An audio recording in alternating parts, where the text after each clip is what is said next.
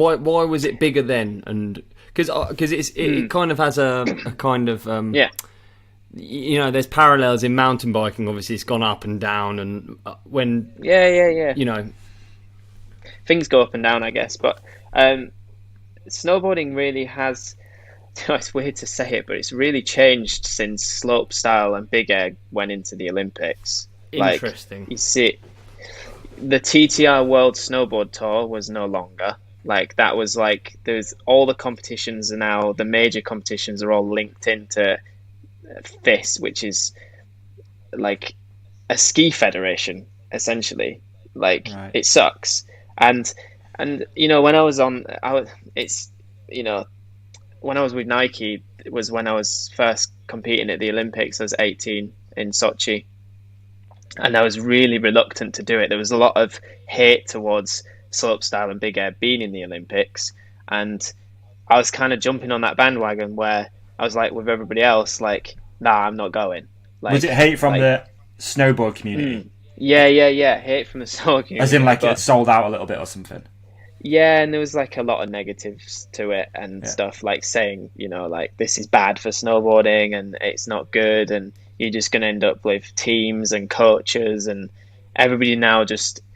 And it's true, like, in a way, everybody now just rides with their team and nobody jams with each other anymore. And it's like got really serious. And one of the reasons why I hate doing all that shit now is because it is like that. Like, when I was with Nike, we were a global team. We all hung out together. We rode together. We traveled together.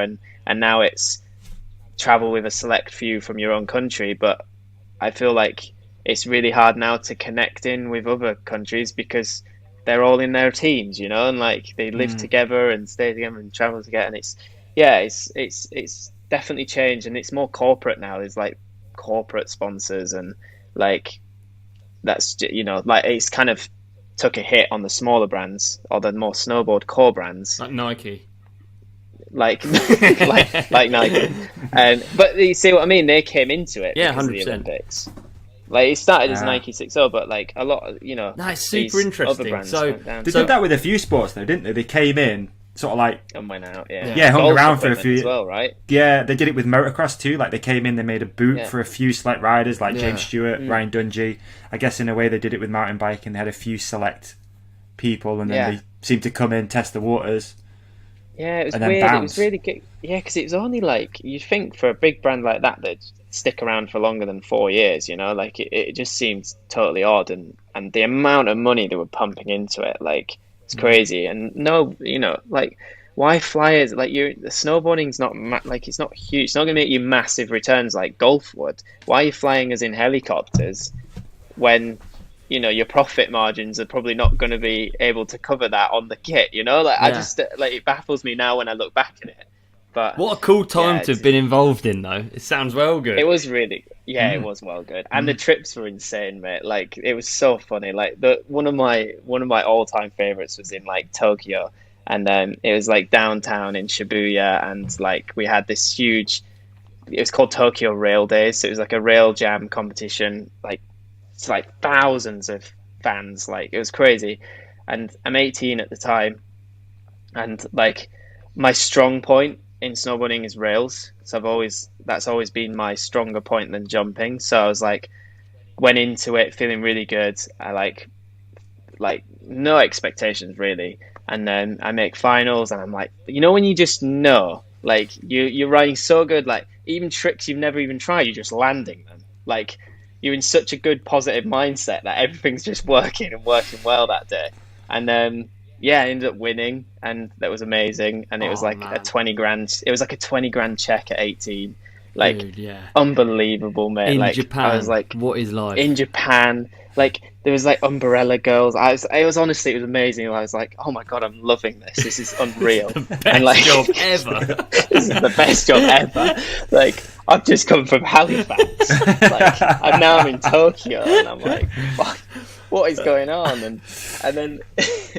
And then, we get to the party. The party's the best bit, mate, because like the Red Bull parties were awesome, and there was like some really like really good looking like Red Bull girls, and I was like, oh, like maybe I should try. I probably like it's like an 18-year-old looking like a fucking 12-year-old, but I was like, I'm gonna try anyway.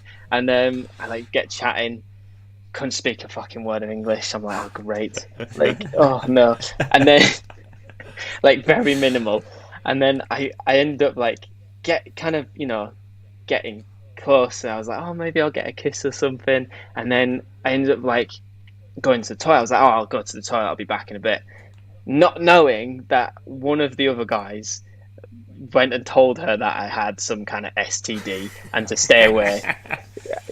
Who is that? Who does that? Exactly. Who Come does on, that? man. Yeah, exactly. But like, I was so excited. I mean, I've only just lost my virginity like last year. I've come back like the year before, so I was like a rabbit. Like I just went. Just ready to play nervous in some toilets in Tokyo. What a block! So what a block. Yeah. Anyways, he didn't tell me till the next morning. Anyway, and it was quite funny, but it was just such a wild experience. And then the next bit, it was like collecting this $20,000 in cash the next morning that I just won. And I go and get it, and it's in a briefcase, and it's just cash. So I'm like, oh, I no concept of how much that is in pounds. I just chuck it in my rucksack. Didn't even declare it at customs on the way home because I'm like 18. Just shoved it on, like put it in like the locker, like the above the plane where you sat. I just chucked it in there, like didn't even care about it. Went to the toilet, wasn't even bothered. That must be weird looking back. So weird, man. So weird looking back. And it was good times. Good. Did you get it through customs? Yeah, well, I didn't. I'm just an 18-year-old kid looking like a scumbag, like in probably just cruising like I was 20k in a backpack. Still paying tax on it, like, but yeah. All right. We got a few people from HMRC. Yeah, we got a few HMRC listening. Actually, yeah. Shout out to the HMRC. Shout out. Doing a fine job out there. Yeah, brilliant job. Thanks. It's more than 7 years ago now, so it doesn't matter. Oh, don't you just love that? The HMRC letter lands through the post. I just love it. I can't wait to read it. Oh dear. Did you enjoy this clip? If so, please like and subscribe. The full episode is available by hitting one of the links on the screen right now, or type the Ride Companion into your favourite podcast app. We've even put links in the show description for you. Cheers!